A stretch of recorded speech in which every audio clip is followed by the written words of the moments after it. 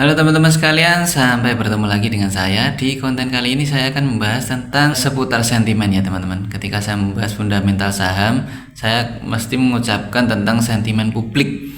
Apa sih yang dimaksud dengan sentimen publik? Sentimen publik adalah berita atau kejadian yang berhubungan dengan emiten yang akan kita analisis ini ya teman-teman sekalian. Jadi kalian masih ingat ketika Cristiano Ronaldo dia geser botol Coca-Cola. Nah, itu sahamnya Coca-Cola pasti turun, teman-teman. Sahamnya Coca-Cola itu turun drastis ketika videonya beredar di media sosial. Nah, sebegitu berpengaruhnya sentimen terhadap harga suatu produk, suatu emiten perusahaan. Nah, kenapa sih dipindah aja kok harganya turun ya? Karena yang mindah Cristiano Ronaldo, teman-teman. Kalau yang mindah saya tidak berpengaruh, karena yang memindahnya itu Cristiano Ronaldo. Jadi Cristiano Ronaldo kan sudah terkenal di mana-mana. Dia kan jadi bintangnya di bidang sepak bola, teman-teman. Karena yang mengenal banyak, karena pengikutnya dan yang menyukai dia banyak, gerak dia memindahkan botol Coca-Cola itu karena adalah bentuk protes ke Israel sebenarnya, teman-teman. Nah, karena dia memindahkan itu, publik ini penggemarnya beranggapan nih, oh ini tidak suka dia dengan produk ini. Nah, akhirnya investor yang istilahnya dia melihat Cristiano Ronaldo ini adalah sosok yang berpengaruh. Nah, dia ikut mengamankan dananya dengan cara menjual kepemilikan sahamnya, teman-teman.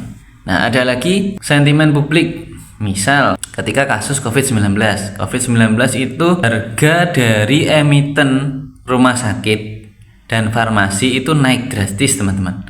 Harga emiten dari rumah sakit dan farmasi seperti KF, Kalbe, kemudian Siloam, kalau di rumah sakit itu naik drastis.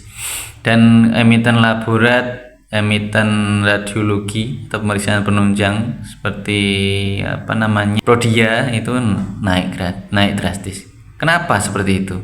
Ya karena ketika adanya wabah COVID itu fasilitas kesehatan banyak yang membutuhkan, teman-teman. Banyak yang membutuhkan, banyak aliran dana ke pemerintah itu ke sektor kesehatan. Jadi obat banyak yang keluar, obatnya banyak yang diorder, terus kemudian pemeriksaan banyak yang dibutuhkan. Nah, itu otomatis akan meningkatkan pemasukan dari perusahaan itu, teman-teman sekalian. Nah, ini adalah peluang yang diambil oleh investor untuk mengambil saham-saham dari sektor kesehatan, teman-teman. Makanya harganya naik karena banyak yang beli, teman-teman, terutama dari asing, banyak yang beli di sektor itu, makanya harganya naik.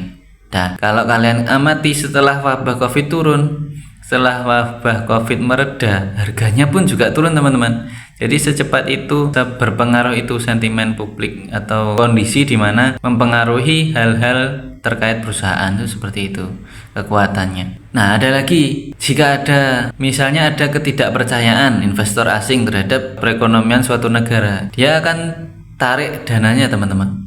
Tarik dananya. Ya, kita bisa buat contoh itu waktu krisis di Amerika, teman-teman. Pergantian presiden dari presiden sebelumnya ke Donald Trump itu ada di masa awal pemerintahnya ada keraguan pada publik karena kebijakannya di luar dari prediksi publik. Itu publik atau investor asing akan menarik dananya. Nah, imbasnya apa? Imbasnya harga emas naik ya, karena penyebab dari harga emas naik itu karena itu. Jadi ketika investor tidak percaya dengan pasar saham, dia akan tarik dananya dan dia belikan emas. Kenapa emas? Karena emas itu mengamankan nilai, teman-teman sekalian. Emas itu mengamankan nilai. Nah, beruntung kalian ketika beli emasnya itu di awal-awal akan naik dulu, teman-teman. Di awal-awal dulu. Emas kan sudah mencapai 2 juta lebih dulu, pernah mencapai 2 juta lebih. Sekarang kan turun. Nah, beruntung kalian sudah beli lama. Jadi kalian waktunya panen tuh. Pasti panen banyak itu, profit banyak pasti. Nah, ini bertolak belakang bagi teman-teman yang ikut beli tapi harganya sudah tinggi, ikut beli tapi harganya sudah hampir ke angka 2 juta ke atas per gramnya. Nah, sekarang pasti masih harus menunggu untuk menjual karena harganya sudah mulai turun, teman-teman sekalian. Tapi Kalau emas itu jika kalian menyimpannya dalam bentuk empas, itu akan menghindari kalian dari inflasi. Jadi jika menjual sekarang rugi ya simpan aja dulu kan tidak sedang butuh uang cash sekarang. Jika tidak butuh uang cash, simpan aja dulu. Nah, seperti itu teman-teman sekalian, dampaknya atau pergerakan dari investor asing dan efeknya terhadap harga saham dan harga emas. Jadi seperti itu. Jika teman-teman sekalian ada yang ditanyakan tentang tentang investasi atau saham atau seputar kesehatan, kalian bisa ketik di kolom komentar ya teman-teman sekalian.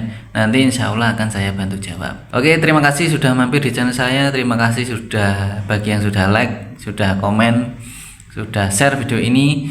Terima kasih. Sampai bertemu di konten-konten saya selanjutnya. Bye bye.